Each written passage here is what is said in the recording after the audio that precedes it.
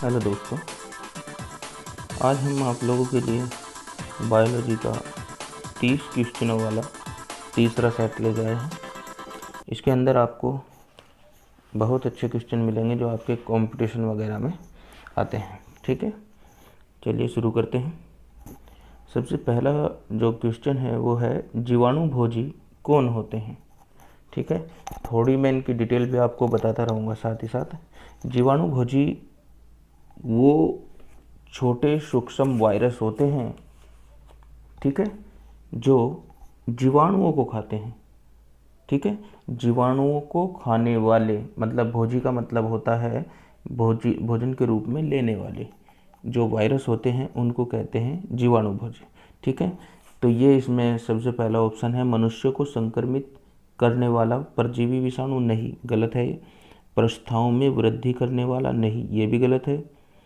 जीवाणु को संक्रमित करने वाले विषाणु, ये सही है। ठीक है, तो हमारा इसमें तीसरा जो होगा वो ठीक होगा। आगे बढ़ते हैं। अंगोरा ऊन प्राप्त की जाती है, ये इंपॉर्टेंट क्वेश्चन है, बहुत जगह आया हुआ भी है। अंगोरा ऊन, ध्यान से सुनना, ये अधिकतर जो सबसे हाई लेवल की ऊन होती है वो ऊन होती है। ये खरगोश या ससे जो होते हैं उनके बालों से बनती है। ठीक है, तो इसमें हमने देखा नंबर 1 है तिब्बती मर्ग की एक प्रजाति से, नहीं, ये गलत है। मर्ग मतलब हिरन होता है, हिरन से नहीं होती। सशक एवं बकरे की एक प्रजाति से, ये सही है, ससे की प्रजाति से होती है। ठीक है, लेकिन इसमें बकरे की एक प्रजाति थी, बकरे से भी होती है लेकिन ये बकरे से बहुत कम मिलती है। ठीक है, लोमड़ी की एक प्रजाति से, नहीं, लोमड़ी से नहीं, भेड़ की एक प्रजाति, तो इसका मतलब हमारा बी सही होगा क्योंकि इसमें ससे का या खरगोश का जिक्र हुआ है। ठीक है, आगे चलते हैं। सभी कवक सदैव होते हैं। कवक हमेशा कहीं भी आए विविध पोषी होता है। क्यों होते हैं? क्योंकि ये अलग अलग जगह पर अलग अलग चीज़ों पर उग सकते हैं। कुछ गोबर में उग सकते हैं और कुछ अचार में उग सकते हैं, कुछ अन्य चीज़ों पर, तो ये विविध पोषी होते हैं। ठीक है, इसमें हमारा ए सही होगा। नाई, स्वपोषी, परजीवी और मर्तो परजीवी इन पे नहीं लगाएंगे। होते ये इस तरीके से भी आ जाते हैं क्वेश्चन, ठीक है, लेकिन हमें विविध पोषी ध्यान रखना है। आगे चलते हैं। बीजों की प्रकृति किसमें उत्पन्न होती है? बीजों की जो प्रकृति होती है किसमें उत्पन्न होती है? टेरिडोफाइटा में, हाँ होती है, टेरिडोफाइटा में होती है। ब्रायोफाइटा नहीं, ब्रायोफाइटा में बीजों की प्रकृति उत्पन्न नहीं होती है। शैवाल और कवक में तो होती ही नहीं है। ठीक है, तो हमारा इसमें टेरिडोफाइट होगा। आगे चलते हैं। एंटीबायोटिक्स अधिकांशतः पाए जाते हैं। एंटीबायोटिक्स, इसको थोड़ा बड़ा कर देते हैं। एंटीबायोटिक्स का मतलब होता है कुछ ऐसी एंटीबायोटिक दवा जो हमें प्राप्त होती हैं विषाणुओं से, नहीं, विषाणुओं से दवाई नहीं बनाई जाती। जीवाणुओं से, हाँ, जीवाणुओं से बनाई जाती है। कवक से भी बनाई जाती हैं अनावर्त बीजियों में। ठीक है, लेकिन जो ज़्यादातर एंटीबायोटिक्स बनती हैं 90% वो जीवाणुओं से बनती हैं, तो हमारा इसमें बी सही होगा। बच्चों के लिंग निर्धारित के लिए उत्तरदायी क्रोमोसोम्स होता है। जो भी बच्चे का लिंग निर्धारण करेगा, माता पिता में जो गुणसूत्र होते हैं, माँ में एक्स होंगे और पिता में XY, तो पिता का जो Y गुणसूत्र होता है वही बच्चे का निर्धारण करता है। ठीक है, ध्यान रखना, तो इसमें हमारा पिता का सही होगा। माता व पिता दोनों गलत होगा, ये माता भी गलत होगा, तो पिता का सही ए सही होगा। आगे चलते हैं। एमिनो अम्ल, शर्करा, ग्लूकोज, वसा, ये 4 ऑप्शन दिए हैं, लेकिन इसने पूछा जो क्वेश्चन, पाचन क्रिया में प्रोटीन निम्न में से किस पदार्थ में बदल जाता है? ध्यान रखना, प्रोटीन का जो निर्माण होता है वो अमीनो अम्लों से होता है। जब 20 अमीनो अम्ल मिल जाते हैं तो प्रोटीन का एक कण बनता है, इसलिए जब ये टूटेगा तो भी अमीनो अम्लों में ही टूटेगा, तो इसका मतलब अमीनो अम्ल हमारा ठीक होगा। आगे चलते हैं। पर्यावरण का अध्ययन जीव विज्ञान की किस शाखा में के अंतर्गत किया जाता है? ये बहुत बार आया हुआ है क्वेश्चन कि पर्यावरण का अध्ययन जीव विज्ञान की किस शाखा के अंतर्गत किया जाता है?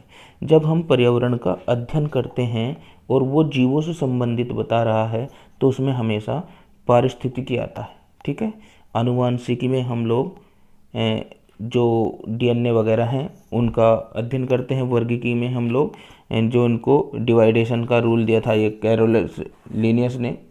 ठीक है, तो ये किया। और कार्यकी में भी नहीं, पारिस्थितिकी जो होगा ये ठीक होगा।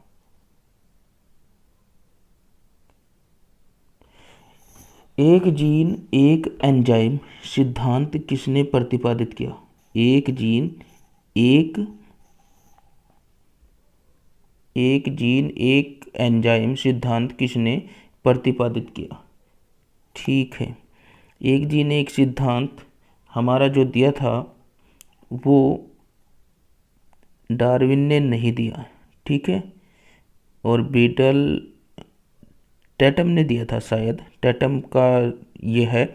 मॉर्गन ने भी नहीं, मेंडेल ने नहीं। ये एक जीन का ये टैटम वाला ठीक होना चाहिए। ठीक है, बीटल और टैटम ये सही होगा।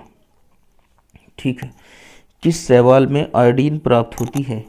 आयोडीन जो समुद्री शैवाल होती हैं लेमिनेरिया, उसमें से सबसे पहले निकाली गई थी। ठीक है, इसलिए लेमिनेरिया ही इसका सही ऑप्शन होगा। अब ये निकलती कैसी है? समुद्री जो पौधे होते हैं लेमिनेरिया के, उनको इकट्ठा करके एक भट्टी में जलाकर उसकी राख को भाप आसवन वगैरह के द्वारा तैयार करके ये आयोडीन प्राप्त की जाती है। लेमिनेरिया हमारा ठीक होगा। मनुष्य में मादा जनन अंग से किस हार्मोन का स्राव होता है?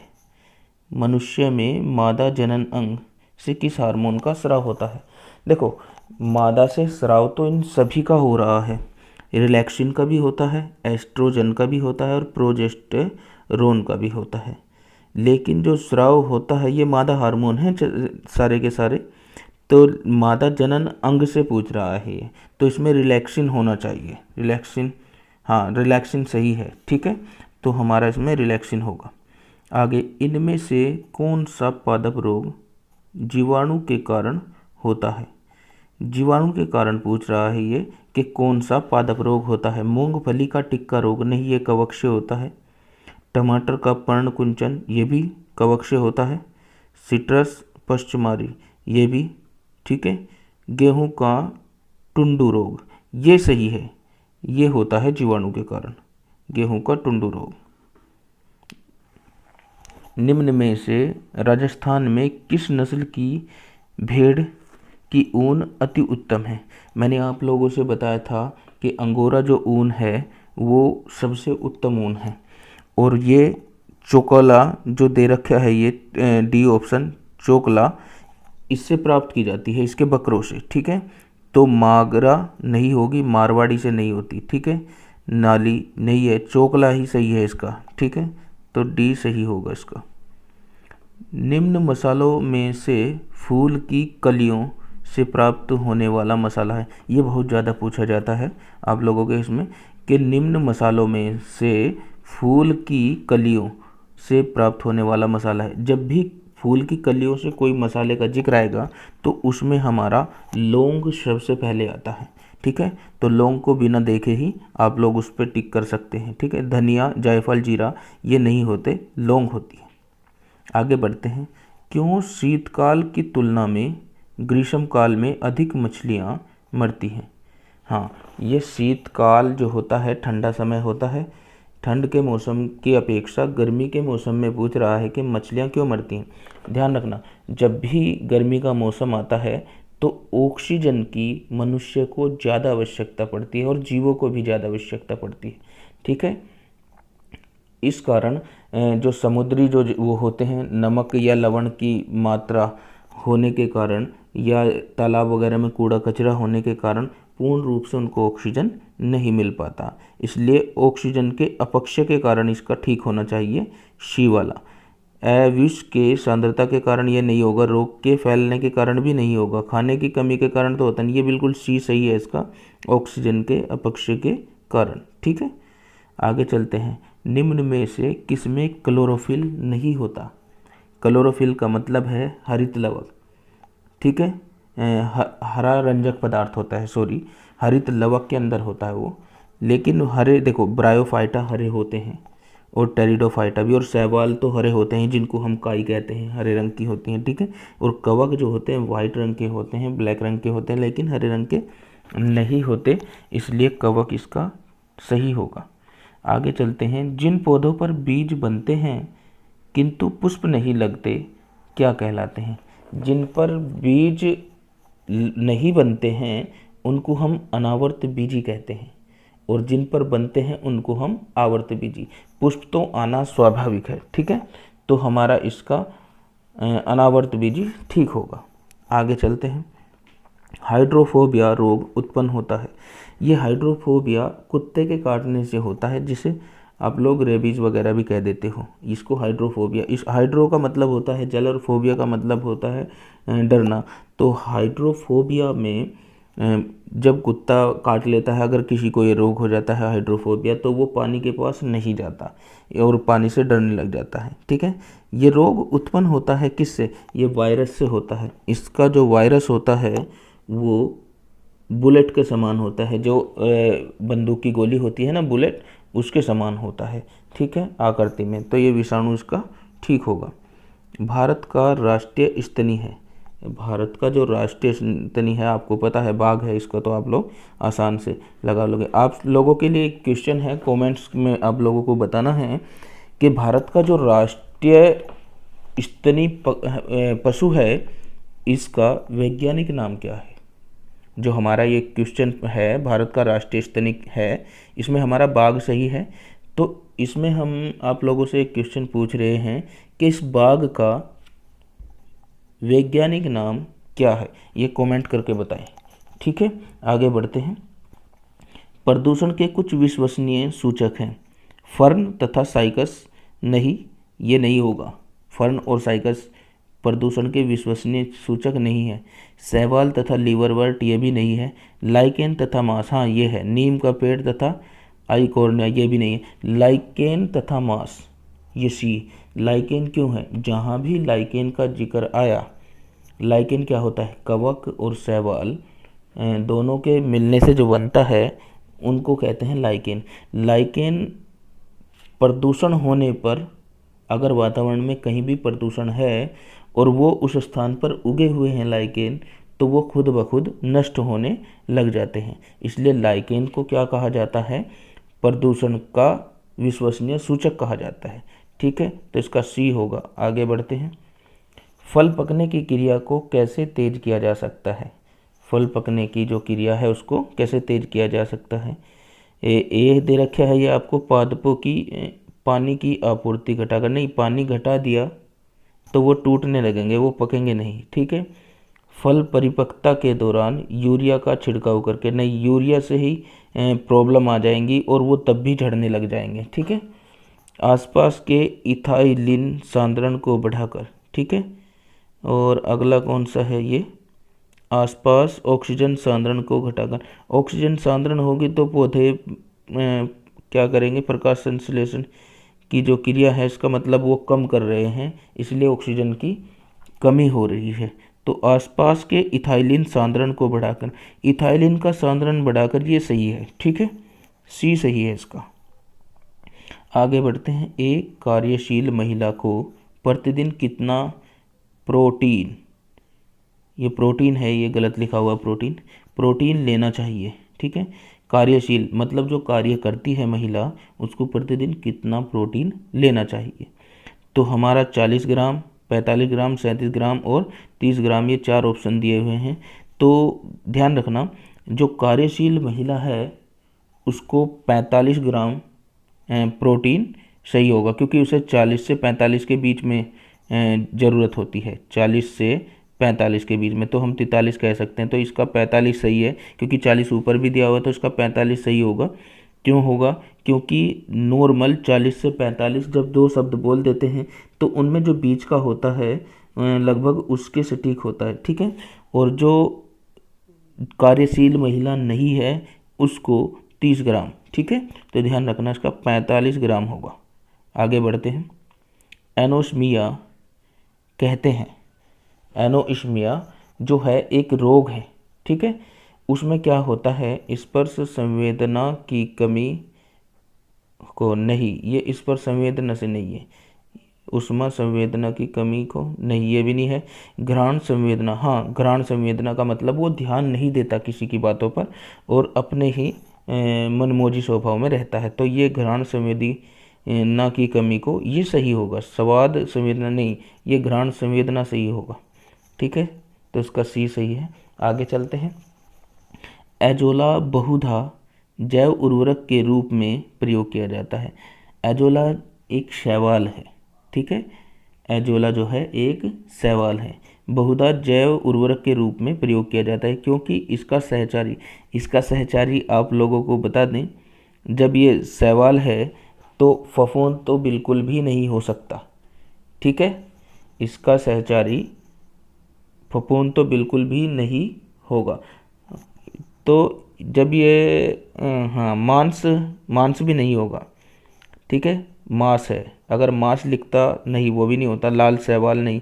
नील हरित क्रांति, हाँ ये नीली हरी क्रांति का मतलब जो हरी फसलें उगाते हैं उससे संबंधित है, क्योंकि ये ज़्यादातर धान के खेतों में पाया जाता है और जो धान के खेत हैं उनमें ज़्यादा उपजाऊ बनाता है और धान की जो फसल है वो अच्छी होती है एजोला से। तो नील हरी क्रांति ये सही होगा, ठीक है। आगे चलते हैं।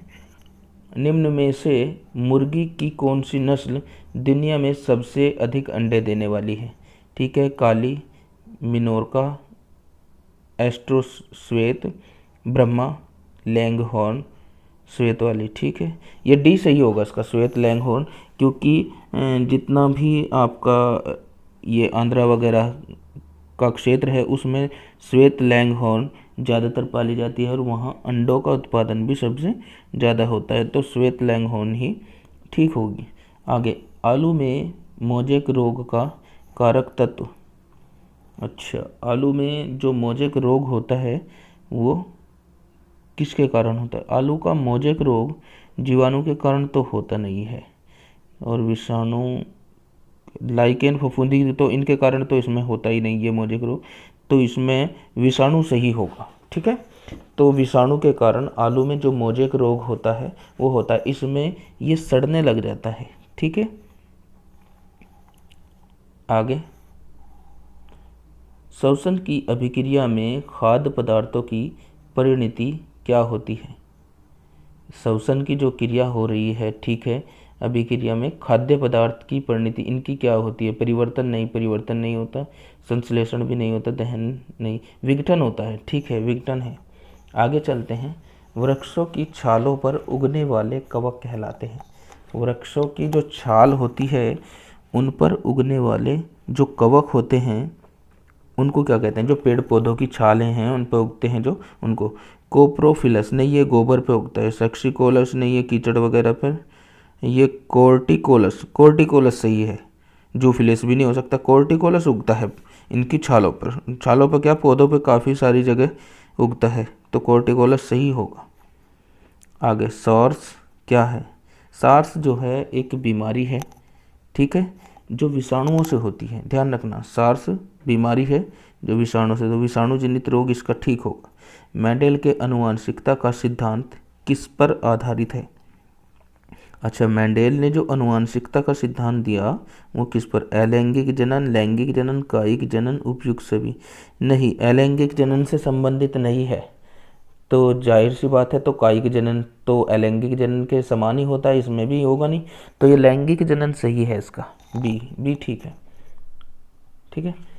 तो आज की अगर वीडियो आपको अच्छी लगी है दोस्तों, आप लोगों को मैंने पहले भी कहा था, अगर आप लोग लाइक और सब्सक्राइब करते हैं तो हमें मोटिवेशन मिलता है ताकि हम आप लोगों के लिए और अच्छी वीडियो बनाएं, ठीक है। आज का मैंने क्वेश्चन पहले भी बताया था, आप लोगों से एक क्वेश्चन पूछा है कि जो राष्ट्रीय पशु है हमारा उसका वैज्ञानिक नाम क्या है? बाघ का, ठीक है। आज के लिए इतना ही, धन्यवाद।